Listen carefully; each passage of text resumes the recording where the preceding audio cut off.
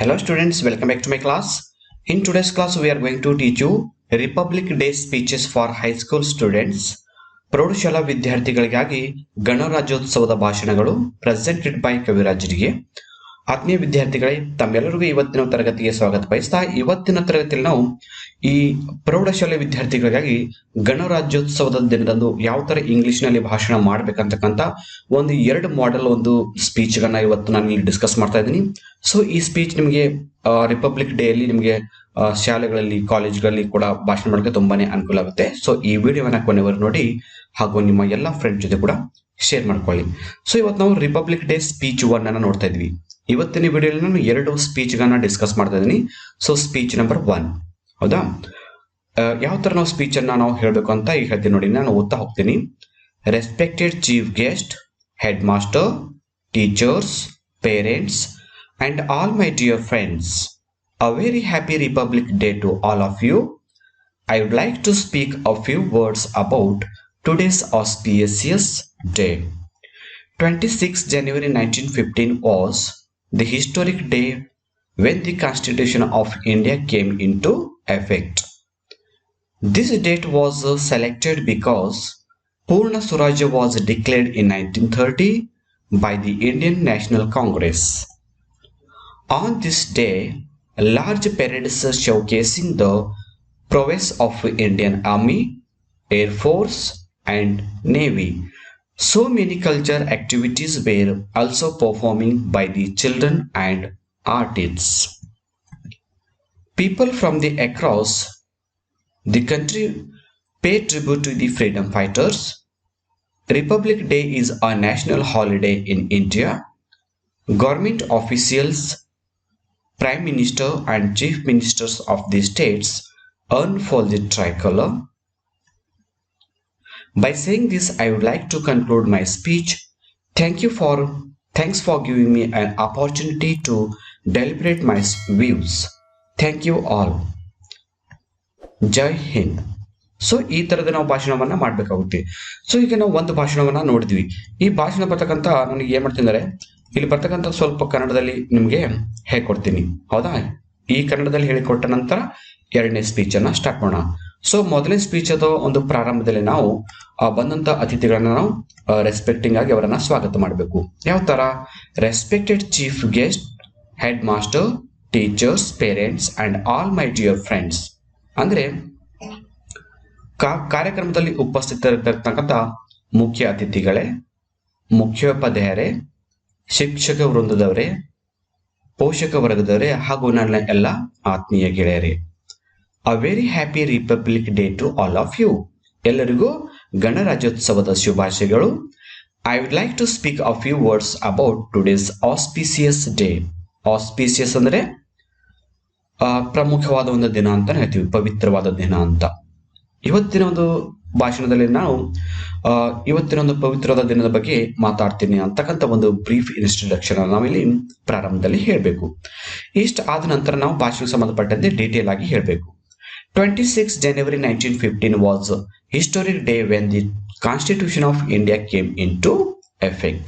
ಅಂದ್ರೆ ಭಾರತದ ಸಂವಿಧಾನ ಜಾರಿಗೆ ಬಂದಂತ ಒಂದು ದಿನ ಐತಿಹಾಸಿಕ ದಿನವಾಗಿದ್ದು, ಈ ದಿನ ಜನವರಿ 26, 1950ರಂದು ನಮ್ಮ ದೇಶದ ಸಂವಿಧಾನ ಜಾರಿಗೆ ಬಂತು. This date was selected because Purna Swarajya was declared in 1930 by the Indian National Congress. So ಜನವರಿ 26ಕ್ಕೆ ನಾವು ಯಾಕೆ ಗಣರಾಜ್ಯೋತ್ಸವ ಆಚರಣೆ ಮಾಡ್ಕೋತೀವಿ ಅಂದ್ರೆ ಭಾರತ ರಾಷ್ಟ್ರೀಯ ಒಂದು ಕಾಂಗ್ರೆಸ್ ಅಧಿವೇಶನದಲ್ಲಿ 1930ರಲ್ಲಿ ಪೂರ್ಣ ಸ್ವರಾಜ್ಯದ ಘೋಷಣೆ ಮಾಡಿದ್ರು. ಅದು 26 ಜನವರಿ ಅಂದು, 26 ಜನವರಿ 1930ರಂದು. ಹೀಗಾಗಿ ಪ್ರತಿ ವರ್ಷ ಜನವರಿ 26ರಂದು ನಾವು ಗಣರಾಜ್ಯೋತ್ಸವ ದಿನವನ್ನ ಆಚರಣೆ ಮಾಡ್ತೀವಿ. On this day large parades showcasing the prowess of Indian army. So ಇಂಥ ಒಂದು ದಿನದಲ್ಲಿ ನಾವು ನಮ್ಮ ಒಂದು ಭಾರತೀಯ ಒಂದು ಸೈನ್ಯ ತನ್ನ ಒಂದು ಪರಾಕ್ರಮವನ್ನು ತೋರಿಸುತ್ತೆ. ಇಂಡಿಯನ್ ಆರ್ಮಿ ಅಂದ್ರೆ ಭಾರತೀಯ ಸೈನ್ಯ, ಆಮೇಲೆ ಏರ್ ಫೋರ್ಸ್ ವಾಯುದಳ ಅಂಡ್ ನೇವಿ ನೌಕಾದಳ, ಈ ಎಲ್ಲ ದಳಗಳು ಕೂಡ ಏನ್ ಮಾಡ್ತವೆ, ತಮ್ಮ ಒಂದು ಶೌರ್ಯವನ್ನ ಪ್ರದರ್ಶನ ಮಾಡುತ್ತೆ. So many cultural activities were also performing by the children and artists.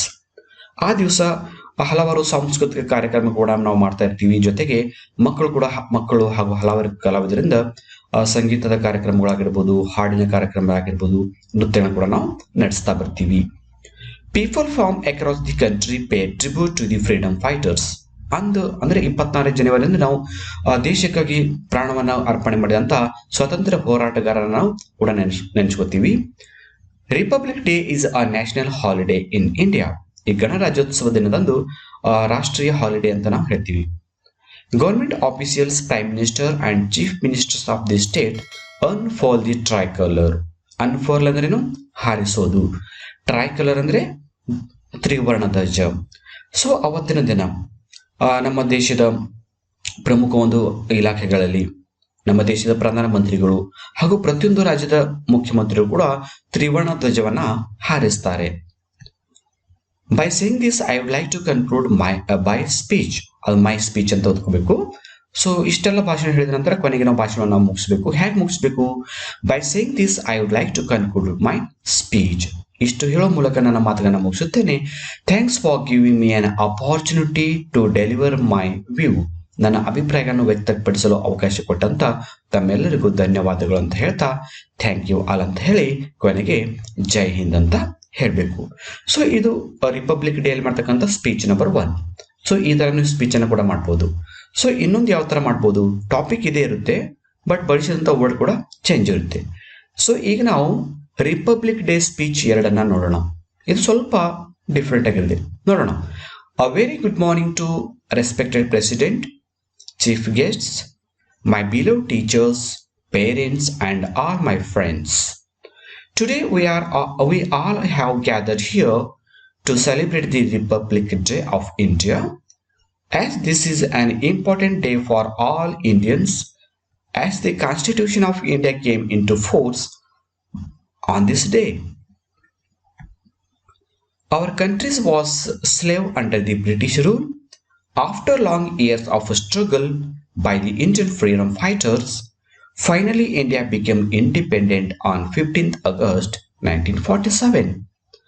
Few years later, Indian government implemented its own constitution and declared India as the Democratic Republic.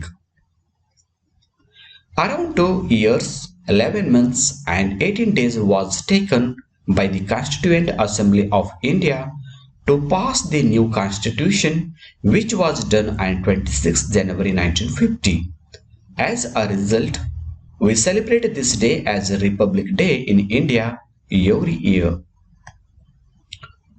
I once again convey my Republic Day greetings to all of you and thank you all. Jai Hind. So ಈ ತರ ನಾವು ಭಾಷಣ 2 ಮಾಡ್ತೀವಿ. So ಈಗ ನಾವು ಭಾಷಣ 2 ಸ್ವಲ್ಪ ಕನ್ನಡದ ಒಂದು ಸಾರಾಂಶವನ್ನ ನೋಡೋಣ. ಯಾವ ತರ ಮಾಡಬೇಕು? A very good morning to respected President, Chief Guests, my beloved teachers, parents and all my friends. So ಭಾಷಣದ ಪ್ರಾರಂಭದಲ್ಲಿ ಅಲ್ಲಿ ವೇದಿಕೆ ಮೇಲೆ ಇರ್ತಕ್ಕಂಥ ಎಲ್ಲ ಒಂದು ಗಣ್ಯರನ್ನ ನಾವು ನೆನೆಸ್ಕೋಬೇಕಾಗುತ್ತೆ.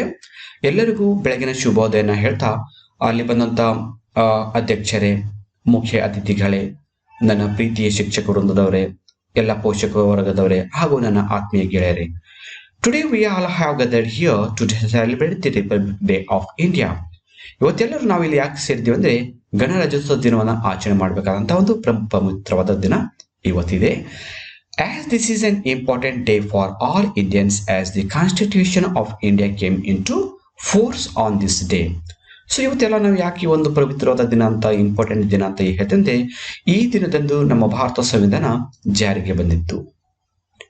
Hour country was slave under the British rule. ಬ್ರಿಟಿಷರ ಅಧಿಕಾರದಲ್ಲಿ ನಮ್ಮ ದೇಶ ಗುಲಾಮಗಿರಿಗೆ ತಳ್ಳಲ್ಪಟ್ಟಿತ್ತು.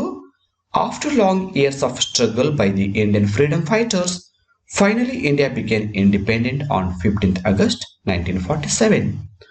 ಸೊ ಬ್ರಿಟಿಷರ ಅಂಡರ್ ಇರತಕ್ಕಂಥ ನಮ್ಮ ದೇಶವನ್ನ ಸ್ವಾತಂತ್ರ್ಯಗೊಳಿಸುವ ಸಲುವಾಗಿ ಹಲವಾರು ದೇಶ ಸ್ವಾತಂತ್ರ್ಯ ಹೋರಾಟಗಾರರು ಹೋರಾಟವನ್ನ ಮಾಡಿದ್ರು.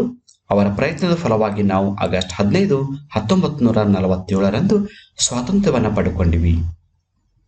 Few years later, Indian government implemented its own constitution and declared India as the Democratic Republic. So ಸ್ವಾತಂತ್ರ್ಯ ಸಿಕ್ಕ ಕೆಲವು ವರ್ಷಗಳ ನಂತರ ನಮ್ಮ ಸರ್ಕಾರ, ಭಾರತ ಸರ್ಕಾರ ಒಂದು ತನ್ನದೇ ಆದ ಸಂವಿಧಾನವನ್ನ ರಚನೆ ಮಾಡಿಕೊಂಡು ಆ ಸಂವಿಧಾನ ಮೂಲಕ ನಮ್ಮ ರಾಜ್ಯ ಒಂದು ಪ್ರಜಾಸತ್ತಾತ್ಮಕ ಗಣರಾಜ್ಯವಾಗಿ ಪರಿವರ್ತನೆ ಆಯಿತು. Around 2 years, 11 months and 18 days was taken by the Constituent Assembly of India to pass a new constitution, which was done on 26 January 1957. So ನಮ್ಮ ದೇಶದ ಸಂವಿಧಾನ ರಚನೆ ಆಗ್ಬೇಕಂದ್ರೆ 2 ವರ್ಷ 11 ತಿಂಗಳು ಮತ್ತು 18 ದಿನಗಳ ತೆಗೆದುಕೊಂತು ಅಂತಾನೆ ಹೇಳ್ತೀವಿ. ಅಂದ್ರೆ ಭಾರತದೊಂದು ಸಂವಿಧಾನ ಸಭೆ ಕರಡು ರಚನಾ ಸಮಿತಿಯವರು ನಮ್ಮ ಸಂವಿಧಾನವನ್ನ ಬರಿಬೇಕಂದ್ರೆ ಸುಮಾರು 2 ವರ್ಷ 11 ತಿಂಗಳು 18 ದಿನ ತೆಗೆದುಕೊಂತು. ಸೊ ಸಂವಿಧಾನ ರಚನೆ ಆದಂತಹ ಸಂವಿಧಾನ 26 ಜನವರಿ 1950ರಂದು ನಾವು ಅಂಗೀಕಾರ ಮಾಡಿಕೊಂಡಿವಿ. As a result we celebrate this day as a republic day in India every year. So Bharat ಸಂವಿಧಾನ ಜಾರಿಗೆ ಬಂದ ದಿನ ಜನವರಿ 26. ಸೊ ಹೀಗಾಗಿ ಪ್ರತಿ ವರ್ಷ ಜನವರಿ 26ರಂದು ನಾವು ಗಣರಾಜ್ಯೋತ್ಸವ ದಿನವಾಗಿ ನಾವು ಆಚರಣೆಯನ್ನು ಮಾಡ್ತಾ ಬಂದಿದ್ದೀವಿ. I once again convey my Republic Day greetings to all of you. So ಕೊನೆಗೆ ನಾವು ಭಾಷಣವನ್ನ ಮುಗಿಸಬೇಕು. ಸೊ ರಿಪಬ್ಲಿಕ್ ಒಂದು ಗಣರಾಜ್ಯೋತ್ಸವ ದಿನದ ಶುಭಾಶಯಗಳನ್ನ ಮತ್ತೊಮ್ಮೆ ಹೇಳ್ತೇನೆ. ನಾನು ಈ ಭಾಷಣವನ್ನು ಮುಗಿಸ್ತೇನೆ. Thank you all. Jai Hind. ಎಲ್ಲರಿಗೂ ಧನ್ಯವಾದ ಹೇಳ್ತಿದ್ದೇನೆ. ಜೈ ಹಿಂದ್ ಅಂತ ಹೇಳಿ ನಾವು ಈ ಭಾಷಣವನ್ನ ಮುಗಿಸ್ಬೇಕು. ಸೊ ಇಲ್ಲಿ ನಾನು 2 ಭಾಷಣಗಳನ್ನ ಎಕ್ಸ್ಪ್ಲೇನ್ ಮಾಡಿದ್ದೀನಿ. ನಿಮಗೆ ಯಾವ ಒಂದು ಭಾಷಣವನ್ನ ಇಷ್ಟ ಆಗುತ್ತೆ ಆ ಭಾಷಣವನ್ನ ಪ್ರಿಪೇರ್ ಆಗಿರಿ. ಅದನ್ನ ನೋಟ್ಬುಕ್ ಅಲ್ಲಿ ನೀಟಾಗಿ ಬರ್ಕೊಳ್ಳಿ. ನೀಟಾಗಿ ಬರ್ಕೊಂಡು ಪ್ರಾಕ್ಟೀಸ್ ಮಾಡಿ ನಿಮ್ಮ ಮನೆಯಲ್ಲಿ ಅಥವಾ ನಿಮ್ಮ ಫ್ರೆಂಡ್ಸ್ ಜೊತೆ ಅಥವಾ ನಿಮ್ಮ ಟೀಚರ್ಗಳ ಮುಂದೆ 1-2-3 ಸಲ ರಿಹರ್ಸಲ್ ಮಾಡಿ ನಿಮಗೆ ಪ್ರಾಕ್ಟೀಸ್ ಆಗುತ್ತೆ.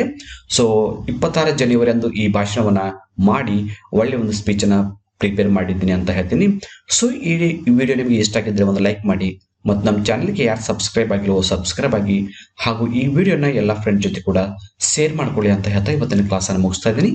So thank you all for watching the video. If you like the video, subscribe to our channel to get more videos. Thank you all.